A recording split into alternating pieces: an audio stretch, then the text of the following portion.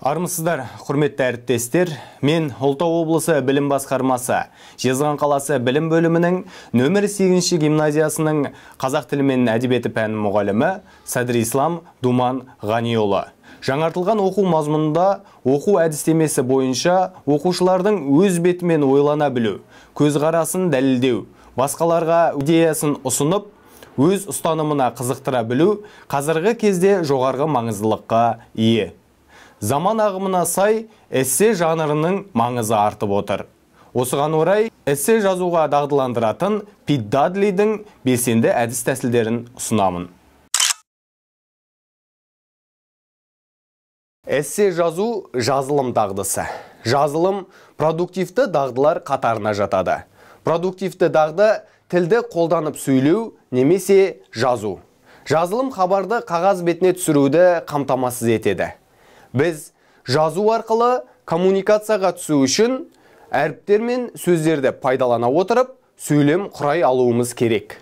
Ал сөйлемдерді топтастыру арқылы біз өз ойымызды жеткізе алуымыз керек. Оқу бағдарламасында жазылым бөлімінде эссенің бөлімдерін меңгеру, кіріспе, негізгі бөлім, қорытынды. Мекен мен оқиғаны сипаттайтын, не суреттейтін эссе жазу оқу мақсаттары қамтылған. Эссе бөлімдерін жазуды үйрету үшін ең алдымен оқушыға абзац жазуды үйретуіміз керек. Абзац дегеніміз бір азат жолдан екінші азат жолға дейінгі күрделі синтаксистік тұтастықты білдіретін мәтін бөлігі. Мәтіндер негізінен бірнеше абзацтан тұрады. Бір абзацта бір ой толықтай ашылып жазылады. Әр абзац тақырыптық сөйлемнен, қолдаушы сөйлемнен және қорытынды сөйлемнен тұрады. Тақырыптық сөйлем абзацтың негізгі идеясын көрсетеді. Қолдаушы сөйлемдер тақырыптық сөйлемдегі ойды ашатын сөйлемдер. Қорытынды сөйлем абзацтағы ойды қорытындылайтын сөйлем. Ойды толықтыру үшін деректер мен мысалдарды қосуға болады. Абзац жаңа азат жолдан басталып жазылады. Абзацты жазуға негізделген гауһарлар иерархиясы әдіс тәсілін ұсынамын. Гауһарлар иерархиясы әдісінде тапсырманы шағын топтар орындайды. Ол ақпараттар мен идеялардың артықшылықтарын айқындауға бағытталған. Стикерлер топтамасы идеялар тасқыны сияқты ақпаратты жинақтауға арналған жаттығулардан кейін орындалатын жаттығу болып табылады. Бұл оқушылардың белгілі бір сұрақтарды белгілі бір тәртіппен орналастырып, неге ол ретпен орналасқанын түсіндіру дағдыларын дамытуға жәрдемдеседі. Оқушылар тақтаның немесе қабырғаның жанында жұмыс істей алады, немесе топтар үстел басында жұмыс істейді. Оқушыларға карточкада немесе стикерде абзац болатын мәтіннің сөйлемдері қиылып береді. Олар тақырыптық сөйлем жазылған карточканы жоғарыға қояды. Тақырыптық сөйлемнен кейін қолдаушы сөйлемдер кетеді. Соңына қорытынды сөйлем орналастырылады. Осылай гауһартас пішіні пайда болады. Оқушылар бір-бірімен бітімге, келісімге қол жеткізуге ұмтылуы тиіс. Сондықтан олар карточканың ретін өзара талқылап, өз пікірлерін білдіреді. Оңайдан күрделіге көшу формуласы бойынша абзацтан эссе құрылымына көшейік. Эссе бұл еркін композицияға құрылған көлемі шағын прозалық шығарма.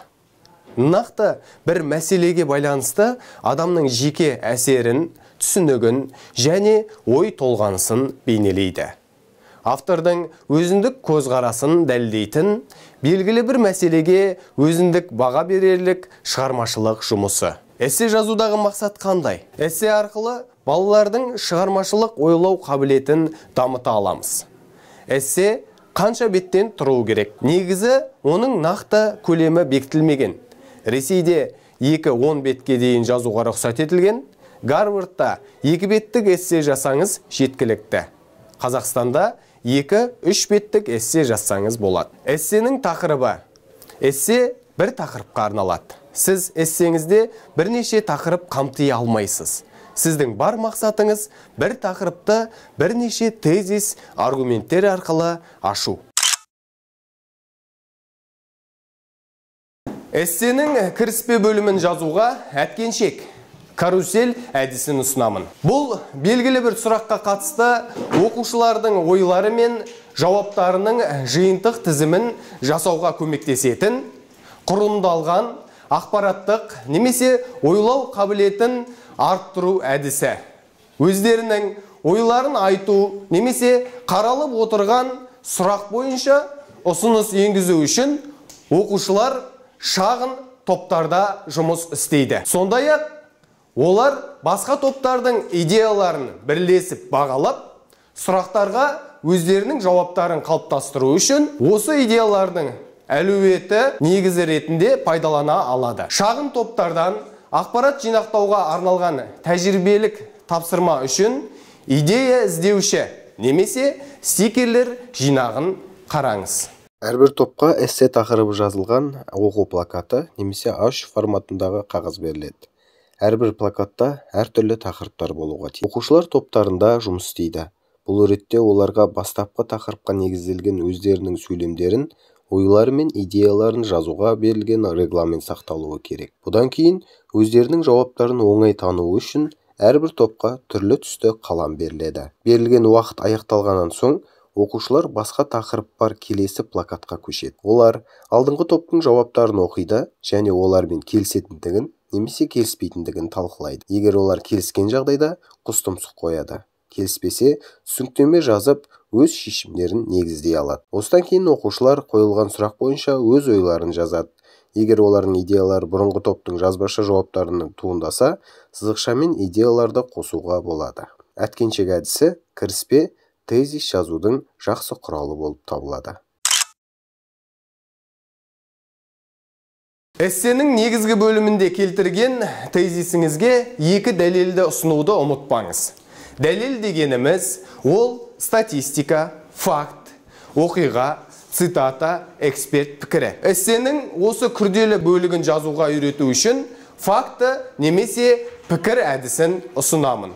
Бұл әдіс бойынша оқушылар оларға ұсынылған нәрсе факті ме, әлде қарапайым пікір болып табыла ма, соны шешуге тиіс. Плюралистік қоғамда дәлелдердің негізінде фактілер мен пікірдің ара жігін ажырата білу маңызды дағды болып табылады. Осы қиын тапсырма оқушылардың білімінің қалай алынатынын түсінуге ынталандырады. Көптеген жағдайда бір нақты жауап болмауы да мүмкін. Оқушылар өз ұстанымдарын талқылау үшін топтарда жұмыс істейді. Осы жаттығу нәтижелі болу үшін одан кейін жауап алу ұсынылады.